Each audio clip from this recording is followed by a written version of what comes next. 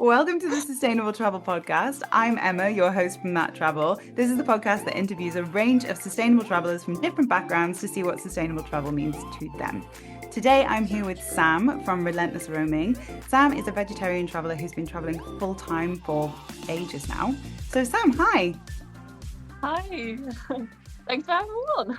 Yeah, it's so nice to have you here. I'm so sorry that I messed up my introduction, which I'm probably going to cut from the podcast so no one will ever know, but it's between me and you. It put me more at ease. We all make mistakes. So, Sam, I'm pretty much just gonna pass straight over to you. Can you tell us a bit about you, who you are, and what it is that you're doing? Yeah, well, I'm Sam. I am one half of Relentless Roaming. We have been, Chris is the other half. Yeah. We have been traveling budget backpacker style for over 2 years now. We had maybe a year or so in Eastern Europe and the Caucasus, and then a year in Asia. And now we're 2 months into being in South America, which is a completely different situation to over in Asia. But we have a travel blog, and we write about all of the things to do in these off the beaten path places that we visit, how to do it all on a budget, and the vegetarian food that we found on the way, like the local traditional food. Yeah. So yeah, that's it in a nutshell.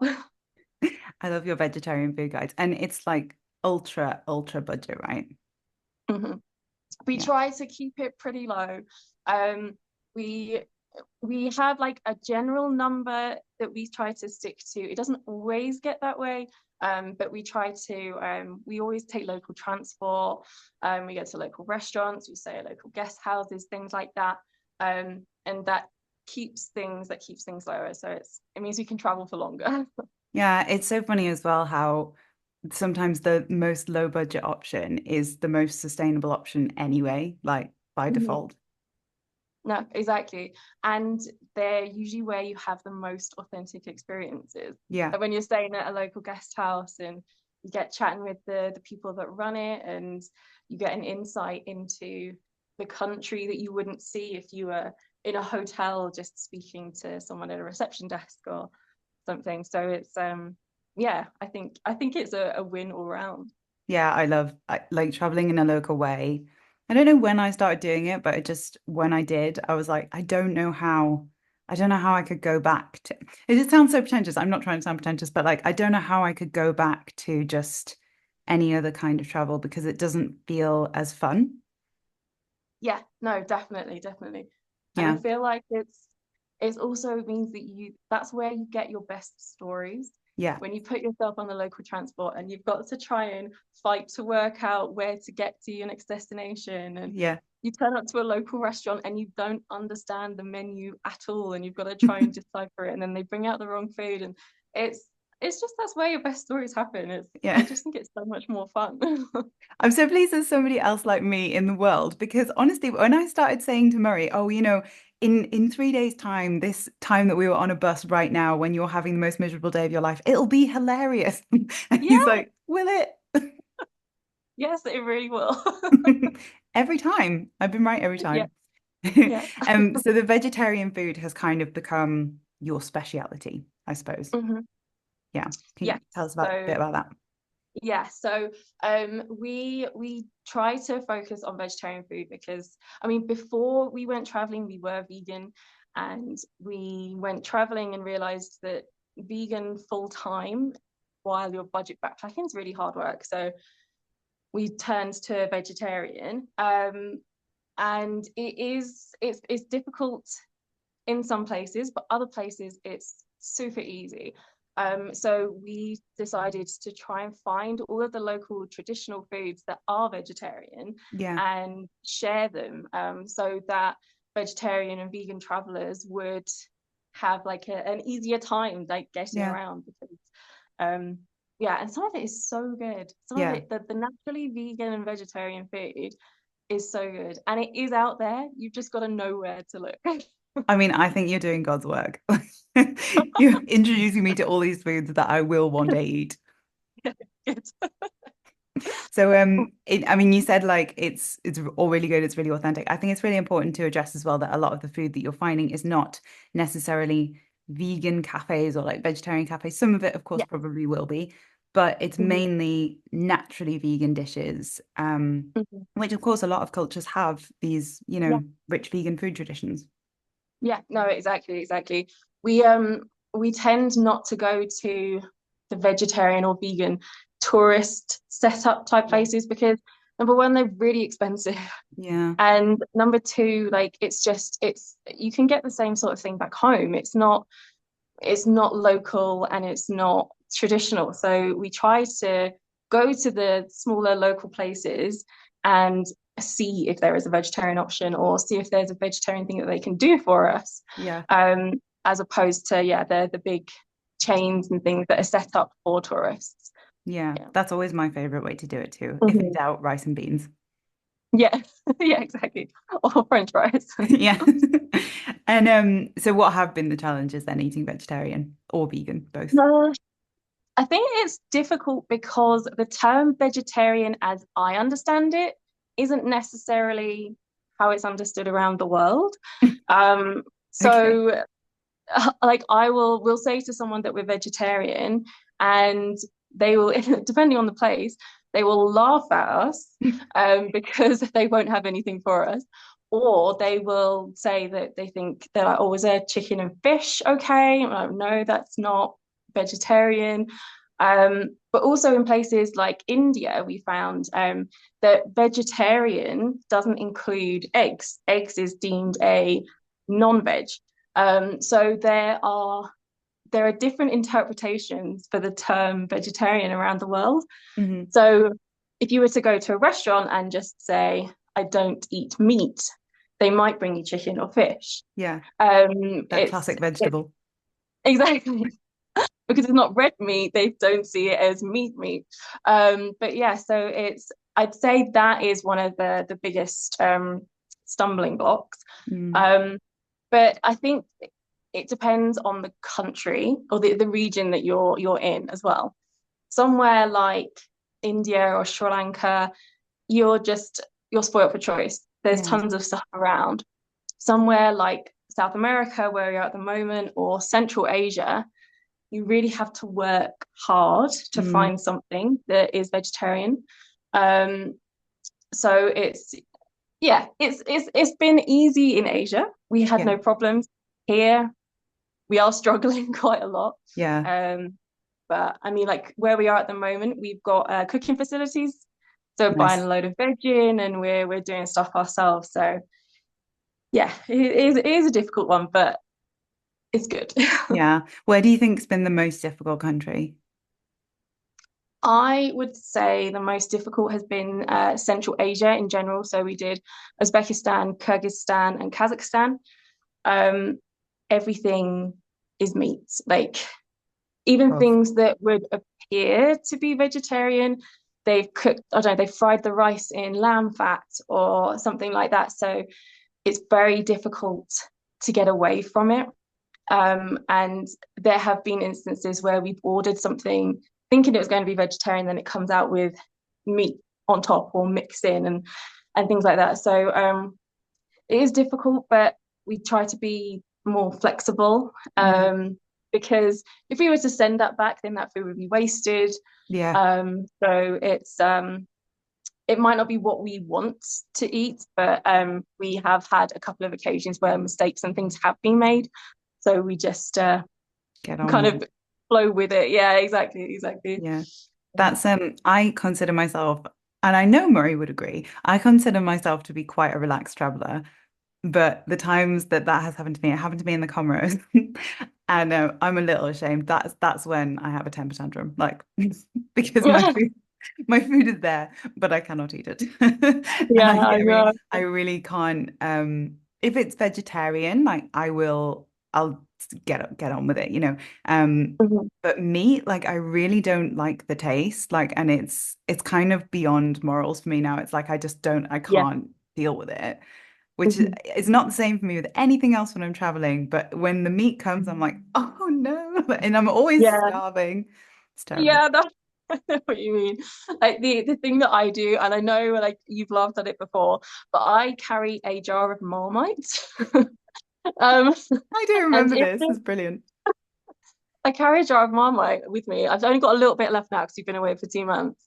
But it just means that if you're in a really like sticky situation, then you can always get bread and you can always get butter. So you can always make yourself a sandwich. That's brilliant. And for the listeners not from the UK, what is Marmite? Marmite. So Marmite is I don't know how to describe it. It's a yeast Yeast extract, I think extract. is its technical term.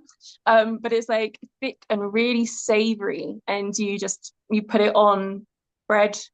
It's a really umami flavor, so you can put it in like food as well to make things a bit more savory. Yeah. Okay, so you just described Marmite like a gourmet chef, but it is in fact, yeah, it's a really weird food. Like it's It like is you either love it or hate it. Like it's just exactly. it's impossible to describe. Everybody should go out and get some Marmite. You might love it. Yeah, You might really hate it. yeah, yeah. That is amazing. So yeah, so your account is literally dedicated to vegetarian food though. So Mhm. I guess you've had some good stuff. Yeah, some great stuff. We've had some such good food. Okay, make us Um, hungry. so, so Asia mainly and Georgia as well. So Yeah. Okay. India sits at the number one top spot always for me. It is like the ultimate food for vegetarians.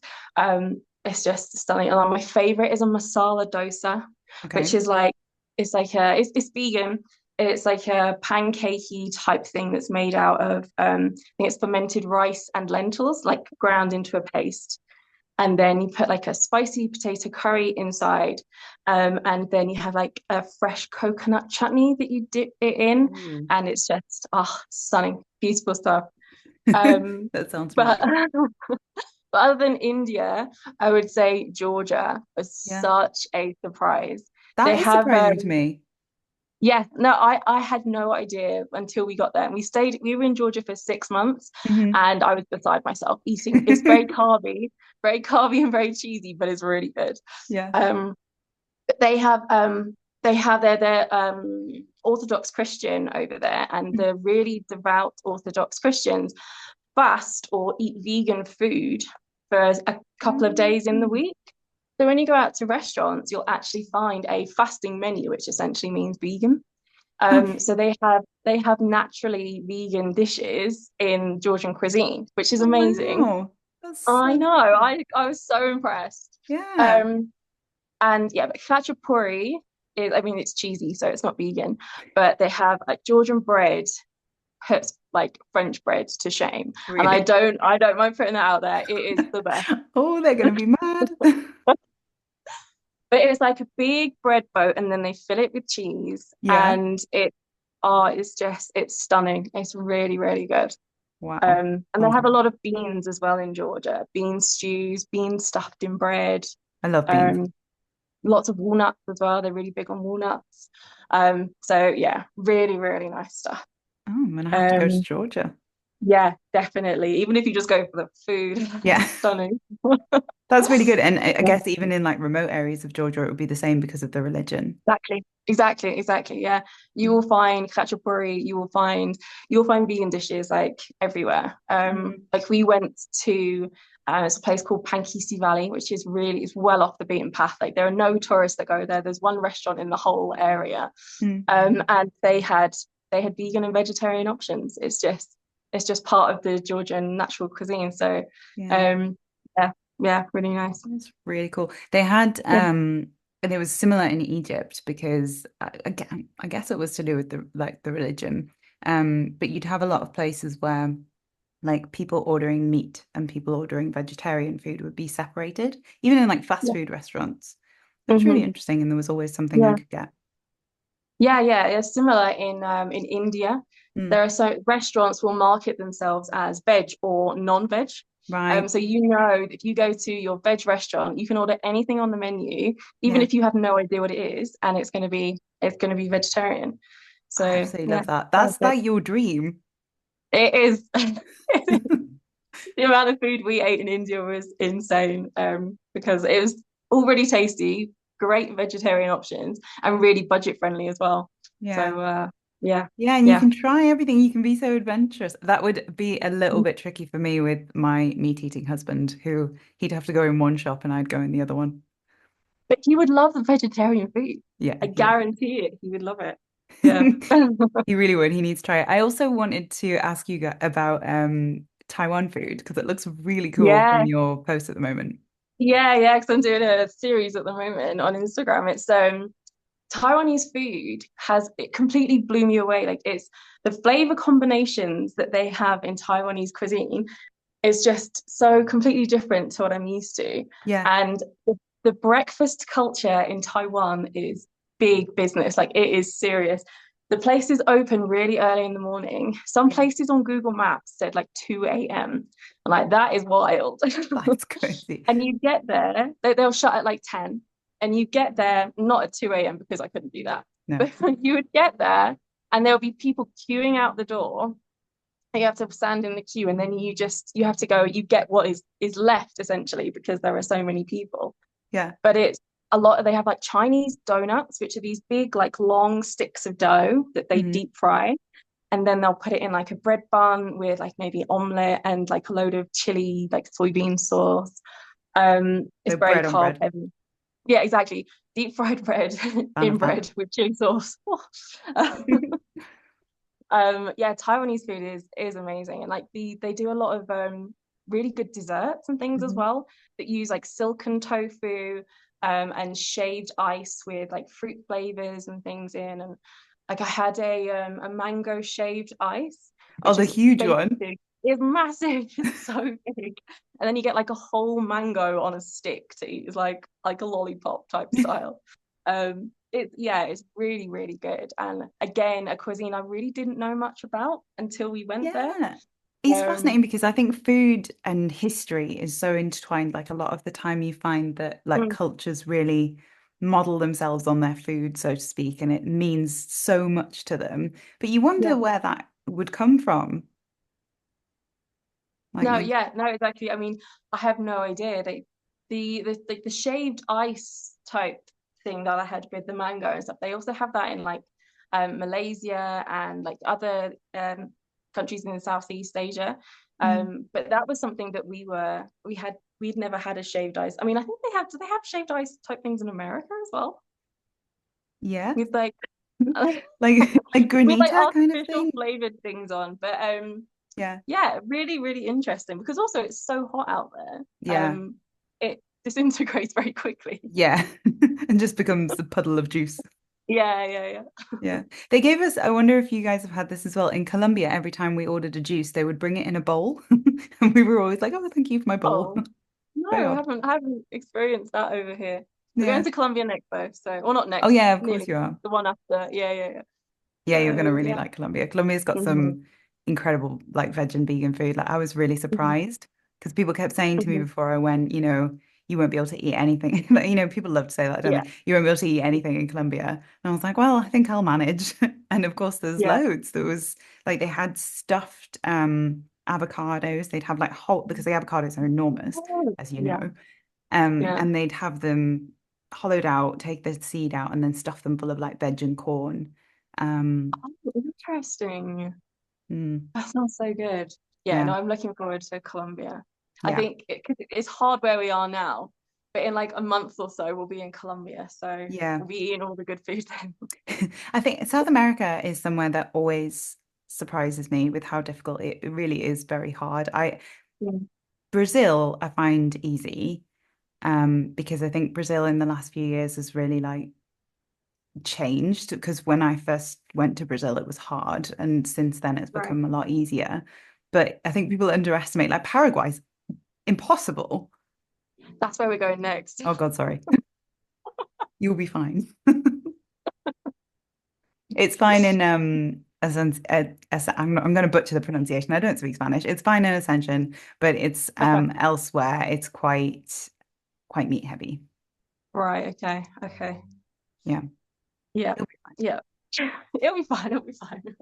Oh well, I was surprised when you said that Peru was hard because I heard they had a lot of vegetarian food, but you didn't find that. No, I mean, there are a lot when you go because it's quite touristy, Peru. If you go to like the big tourist cities, there are loads of vegetarian restaurants, but they're places that are set up for tourists, Mm. got inflated prices, and they're not selling local food. So if that's the sort of thing that you would want to go for, then yes, there's vegetarian food. But in terms of traditional vegetarian food, we found it really difficult. Mm. But there was some beans and like rice dishes, um, some salads. But yeah, we really did struggle. Mm. We had to do, well, they're big on sandwiches as well, but it's just literally bread with avocado in it. um, Nothing so wrong with which is that. nice, don't get me wrong. But after a month of eating avocado sandwiches, you kind of want something else. So yeah, Yeah. Peru was pretty difficult. And Yeah. so while we're on the topic, obviously this is the Sustainable Travel Podcast. Do you Mhm. think traveling, this could be a controversial question. Do you think that Yeah. traveling as a vegetarian is the most sustainable way to travel? And if Mhm. not, what does sustainable travel mean to you? I think it depends on where you are in the world. So if you're in India, as an example, then I think it is sustainable. If you are in South America or Central Asia, I think I'd have to say it's probably not sustainable. Um, I think eating local is the way to go. And when the locals don't eat vegetarian as such, I feel like that's what that's what signifies it being not being sustainable. Um, it is a difficult one because like I don't particularly want to eat meat, but if the locals eat meat traditionally, then I kind of feel like that is the right thing to be eating, as opposed to eating something vegetarian that isn't a traditional local dish. Mm. It is a difficult one. It's so hard. I actually, Yeah. my feeling on it was always eat local, eat local. It's the most sustainable way. Mhm. And me being me, I went and posted on Threads the other day, and of course I got the usual backlash. Um, and in fairness, I had quite a lot of people sending me infographics about carbon footprint and transportation of materials. And it does turn out that in terms of environmental sustainability, eating vegan vegetarian is technically the most sustainable way to be. Right. Um, that being said, of course, then that got me into conversations with like Murray and other people. And you're so right. Like when it's a local diet, it's a local diet for a reason. Like that, mass agriculture is a problem world over. Mhm. But when you Yeah. go to places like you're describing, it's not mass agriculture. It's like one cow in a village of like 100 people or whatever. And Mhm. they're not usually having meat every day. It's usually the odd meat dish mixed in with local milk, local cheese, local Right. vegetables. And for me, I Mhm. do think that that is the most sustainable way because the world is not going to stop eating meat overnight. Yeah. I don't eat meat, you don't eat meat, but the rest of the Mhm. world is not going to. So while they're not going to, we do need some kind of solution that incorporates that, Mhm. don't you think? Yeah, yeah. And I think for me, like the sustainable part is to not have the impact on the local communities or wherever it is that you are. And by going in and eating your tofu or whatever it is that's been brought in and changing what would they would traditionally be eating, having these other things there, I feel like that is having an impact because there are these other things that are being brought in, and then you're not necessarily supporting the locals with their local food. You're then supporting these companies that are putting tourist prices and importing vegan or specific vegetarian food for the tourists. And I feel like that then has an impact and that then isn't sustainable. So Yeah, well said. It's not sustainability isn't just about the planet, it's about the individuals who live in the planet. And if you're traveling anywhere, you will have an impact. And it's about, mhm. well, what does sustainable travel mean to you? I asked you that question, I didn't let you finish. um, it is to do, like I just said, to do with reducing the impact that you have on the local communities or the the natural environment where you are. So trying to live as much as possible as a local, so taking your local transport, supporting local guest houses, eating at local restaurants, eating the local food, that sort of thing is that's what we try to do. Mm-hmm.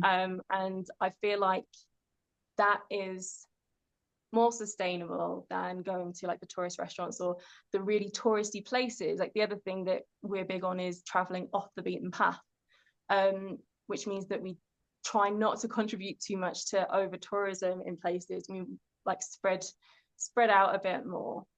So yeah, that's what I would say.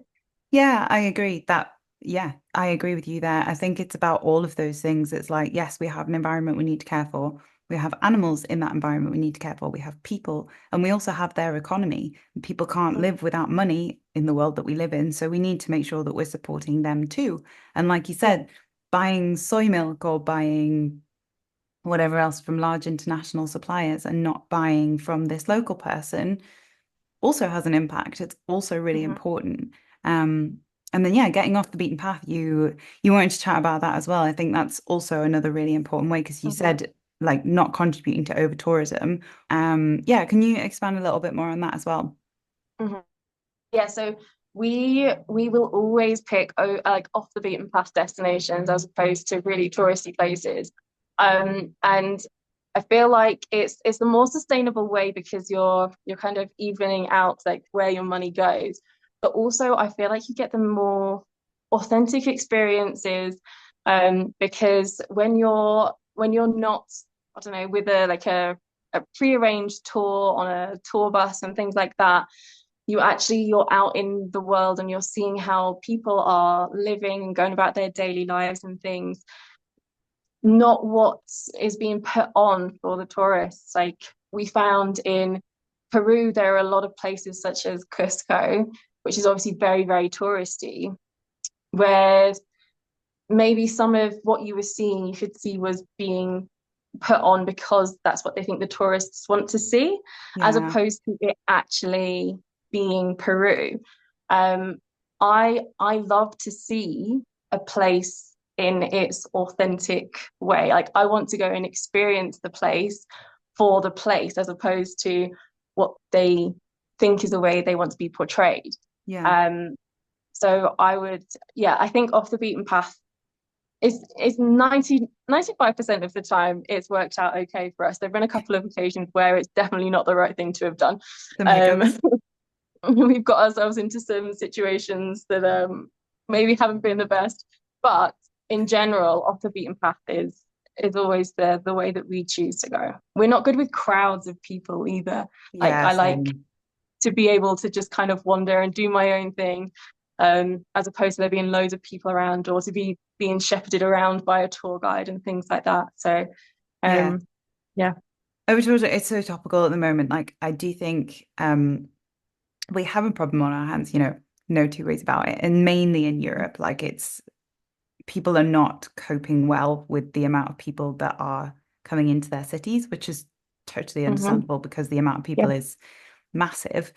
Um, the way I see it is we do need to go off the beaten path, but more than that, we need to travel the way that you're traveling. Because if you have people trying to go off the beaten path and stay in luxurious resorts or try and like get a car around Yeah. somewhere like the back alleys of outer Peru, it's Mm-hmm. it doesn't work. If you're Yeah. gonna immerse yourself in an experience like that, you do need to try and do it like a local because it's built for locals. Yeah, Um, exactly. yeah. But obviously a lot of people do worry about getting off the beaten path. So any tips? Tips. We do a lot of research beforehand, to try and get an idea of places. If we manage to find like some guest houses and things like that, then we kind of feel like that's going to be an okay place to visit. But I play around on Google Maps a lot, and just zoom into places that I've never heard of or would never even think to go to, and try and like find things out. So I'll find somewhere that I've never heard of, And then I'll do a load of Googling and researching and stuff to see what I find. And there might be one or two blog posts, and that'll be enough to be like, oh, let's definitely go there. Yeah. So yeah, no, I really do think that off the beaten path travel is, and fully immersing yourself in that off the beaten path place is the way to go. And when you go to these off the beaten path places, the locals there tend to be like super, super friendly and super intrigued as to why Yeah. you're there. And like the response that we get when we go to off the beaten path places is 95% of the time is really, really positive. Yeah. So it's It needs a yeah, lot. Tourism yeah, in a place that doesn't get a lot of tourism, it's really impactful. yeah, no, exactly, exactly. Yeah, I know getting off the beaten path can be quite scary, especially when you don't know too much information about the place. Like if you can only find one or two blog posts Or the online, and language. yeah, exactly, or there's the language and things like that. But I mean, we just kind of throw ourselves into it and like see how it goes, and it's it's been largely positive. So Yeah. I yeah, guess I always think start small and start local. yeah, Do it near you in a language that you understand and yeah, just see. You might end mhm, up somewhere and think, God, this is awful. Well, you never have to do it yeah, again. yeah. No, exactly, exactly. Because and even if there is like a language barrier, like the people really, really like love the fact that you're attempting to Yeah. speak their language, or you're trying to communicate with them in their language. So it's yeah, I think even if what you're saying is completely wrong, but you're giving it a go, like they love it. Yeah. It's yeah, I think yeah, off the beaten path is the way to go in my opinion. Yeah, definitely. I mean, can you tell us about some of the hiccups? You did say that there are things that had gone wrong. So one of them was relatively recently in Bolivia. We went to, so I was looking for day trips from La Paz, and I'd seen one blog post on a place called Valle de las Almas, something like that. And we decided we were going to try it out. And we got this bus, and we went right to the end of the line. And when we got off, we asked the bus driver where we had to go, and she pointed in a direction. And we started walking that way, and it wasn't a very nice place to be walking. Hmm. And there were a lot of aggressive stray dogs. Oh, Yeah, so we decided to back out of that, and we tried to find another way in around the other side. And when we went round there, we bumped into two Bolivian ladies who were trying to charge us to walk down the path to get to this place, even though it's not a ticketed area, it's just a natural thing. And yeah, so getting off the beaten path generally works fine. We didn't go in the end because we'd had these two barriers, and we were just like, no, it's obviously not meant to happen. So we ended up going back to La Paz. But it's I think there are things like that that you have to be careful of. If it's an area that doesn't necessarily get a lot of tourism, when they do see tourists come in, you could get this sort of situation where they try to take advantage of you hmm. as a tourist and demand money. Um, Yeah. so I think it yeah, can work both ways, right? Because like I've definitely had those situations too. I've also had situations where they don't get a lot of tourists, and so then they don't get the dollar signs in the eyes, and it's like yeah, almost the opposite. They kind of look at yeah, you and they're like, yeah. "What are you?" Like, No, exactly. Yeah, and they want to know everything about you and why you're here, and yeah. yeah, So, but most of the time when we've gone off the beaten path, it has been that sort of reaction. yeah.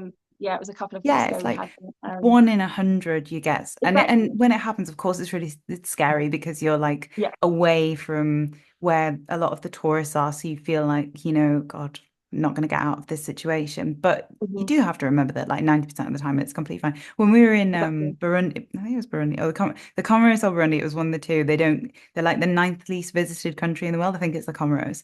And Right. people would like completely ignore us. Like they would just walk past us and completely ignore us. And then we'd see as we got past, they'd be like, like staring to be like, They don't live here.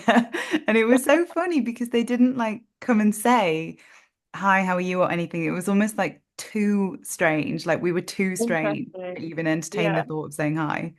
Yeah. Yeah. Really, really weird.